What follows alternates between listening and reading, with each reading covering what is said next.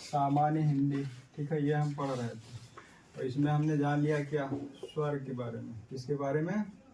स्वर के बारे में। आप जानते हैं कि जो हिंदी वर्णमाला होती है वह स्वर और व्यंजन से मिल करके बनती है, ठीक। लेकिन स्वर और व्यंजन को छोड़ करके बीच में 3 भाई और होते हैं, उसके बारे में हम आगे देखेंगे। तो स्वर के बारे में हम जान चुके हैं कि स्वर 3 प्रकार के होते हैं। कौन कौन से स्वर बता पाएंगे? ह्रस्व, दीर्घ और पुलुत। 1 मात्रा, 2 मात्रा और 3 मात्रा वाली। इतना समझ में आ गया? कुल स्वरों की संख्या हिंदी वर्णमाला में कितना? 11। कहने का मतलब यह है कि पुलुत को स्वर माना गया है, लेकिन उसकी गिनती नहीं होती है। उसका काम केवल और केवल क्या है? पुकारने का है। किसका? पुकारने का, नाम लेने का, रोने का, गाने का। इतना समझ में आ गया? आज हमको जानना है मात्रा के बारे में। किसके बारे में? मात्रा के बारे में, ठीक। नाप तोल वाली मात्रा नहीं, ठीक है। कैसी मात्रा? ध्यान दीजिए। मान लेते हैं कि कोई व्यंजन है और इस व्यंजन के साथ जब स्वर जुड़ जाए, ठीक, स्वर जुड़ जाए तब जो व्यंजन होता है इस व्यंजन के स्वरूप में बदलाव आ जाता है या परिवर्तित हो जाता है। क्या हो जाता है? परिवर्तित हो जाता है या बदल जाता है, ठीक। और ये जो बदला हुआ रूप होता है, ये बदला हुआ रूप ही मात्रा है, ठीक है। प्रत्येक व्यंजन के साथ क्या होता है? छोटा आ लगा होता है, लेकिन छोटा आ की मात्रा नहीं होती है। तो छोटा आ की मात्रा होती है। तो मात्रा क्या है? वास्तव में समय है। उच्चारण करते समय, ठीक है, उच्चारण करते समय जो समय लगता है वह समय ही मात्रा है। छोटा आ की कोई मात्रा नहीं होती है, बाकी सबकी मात्रा होती है। इतना समझ में आ गया? अच्छा है क्या, जब क्योंकि स्वर स्वतंत्र है ना, और ये व्यंजन के साथ आ जाए तो इस व्यंजन के रूप में क्या होता है? बदलाव आ जाता है। और बदलाव जो होता है वही बदलाव क्या होता है? मात्रा होती है। इतना समझ में आ गया? ठीक है।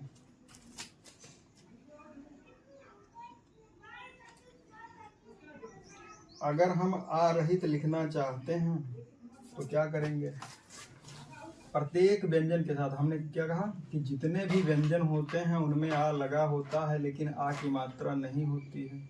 लेकिन अगर हम व्यंजन से आ को हटाना चाह रहे हैं, जैसे वह का व्यंजन है, अब इस का में से हम छोटा आ को हटाना चाह रहे हैं, तो हम क्या करेंगे? का के नीचे हलंत लगा देंगे या आधा कर, ऐसे ही तो बस हो गया। ये इस का में से क्या हुआ? छोटा आ हट गया, जिसकी कोई मात्रा नहीं है। अभी हम यह बता रहे थे कि हिंदी वर्णमाला में स्वर और व्यंजन के अतिरिक्त भी 3 लोग होते हैं। ये 3 हीरो कौन कौन से हैं भाई? 3 हीरो कौन कौन से हैं? इनको क्या कहा जाता है? अयोग वाह। क्या कहा जाता है? पहला क्या है भाई, कौन बताएगा? अनुस्वार।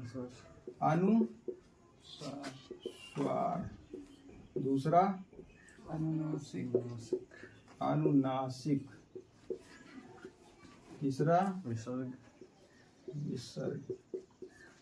तो ये 3 साइड हीरो हो गए बीच में, स्वर और व्यंजन के बीच में। अब अनुस्वार क्या है? वास्तव में उच्चारण करते समय हम किसका प्रयोग करते हैं, बताएंगे आप? केवल नाक का प्रयोग करते हैं। किसका प्रयोग करते हैं? पहचान क्या होती है? अंक की बिंदी। उदाहरण के लिए पंखा, गर्मी ज्यादा है, एक एग्जाम्पल हमने ले लिया। इतना समझ में आ गया? हाँ। अब अनुनासिक क्या है? अब अनुनासिक क्या है? अनुनासिक में हम नाक के साथ साथ, चलो भैया मुंह बना दो, यानी इनका और इनका, इन दोनों लोगों का प्रयोग करते हैं। और इसका जो चिन्ह है वो क्या है? चांद। इतना समझ में आ गया? उदाहरण हमने लिख दिया भाई, चांद या चांदनी। ठीक है। विसर्ग, उच्चारण करते समय हा आता है। क्या आता है? हा आता है। पहचान इसकी क्या है? ये कोलन, जैसे प्रातः। इतना समझ में आ गया? बस अब इसी पे सवाल लिख लीजिए भाई।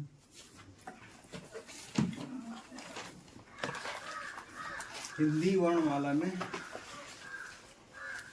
तेज लिखो गुरु, ना मामला गड़बड़ाई।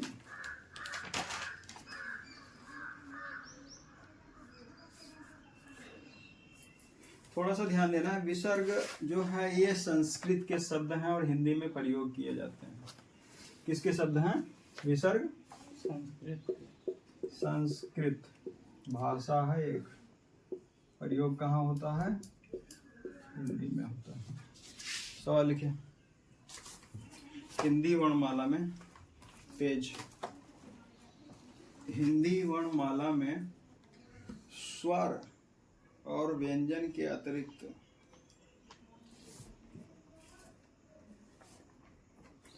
क्या होता है जो स्वर के बाद और व्यंजन से पहले आता है?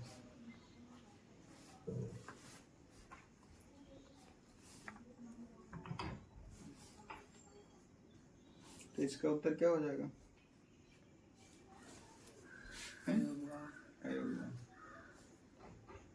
अगला सवाल, मात्रा क्या है? नाप तौल वाली ना है, 1 किलो 2 किलो 3 किलो।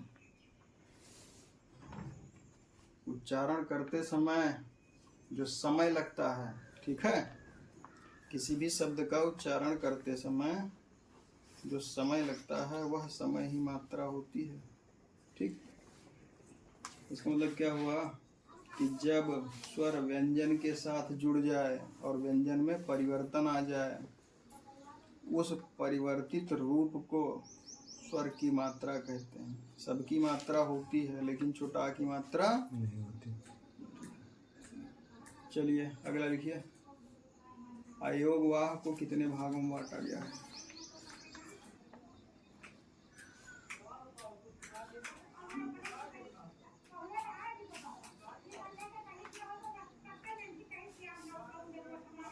अगला, अनुस्वार क्या है? उदाहरण सहित।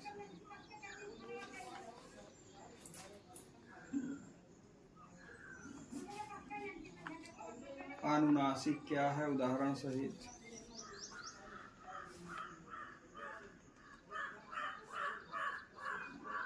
विसर्ग क्या है? उदाहरण सहित लिखिए।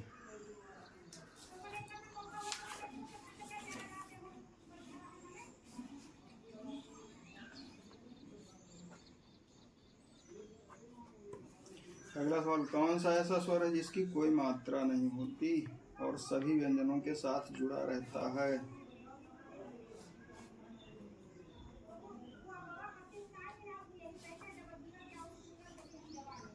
कौन सा ऐसा स्वर है जिसकी कोई मात्रा नहीं होती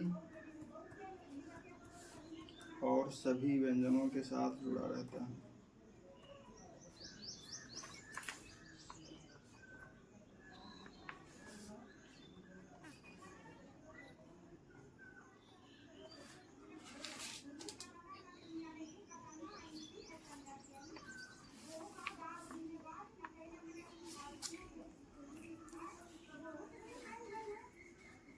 तो छोटा हो जाएगा, ठीक है।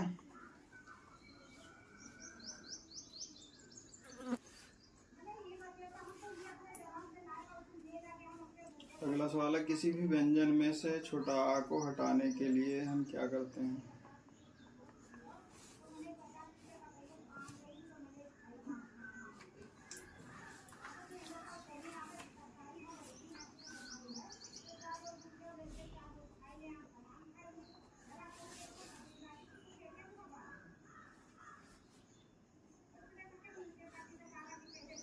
क्या करते हैं, हलंत लगा देते हैं या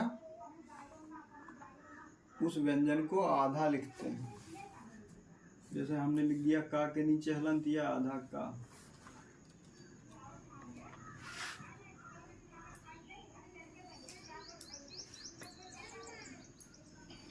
कोई शंका